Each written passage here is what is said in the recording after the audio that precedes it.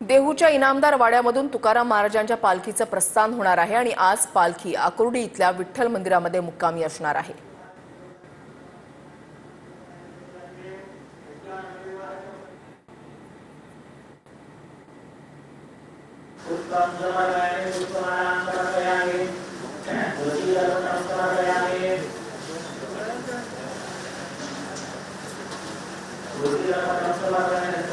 तुकोबांच्या पालखीचा प्रस्थान सोहळा आपण या ठिकाणी पाहताय। विधिवत पूजा अर्चा या ठिकाणी केली जाते।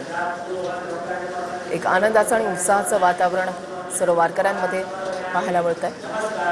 पूर्ण तयारी जी आहे ती झालेली आहे। मुसळधार पाऊस सुद्धा कोसळतोय। देहूच्या इनामदार वाड्यामधली दृश्य, इनामदार वाड्यातून तुकोबांच्या पालखीचं आज प्रस्थान होणार आहे। आज पालखी आकुर्डी इथल्या विठ्ठल मंदिरामध्ये मुक्कामी असणार आहे।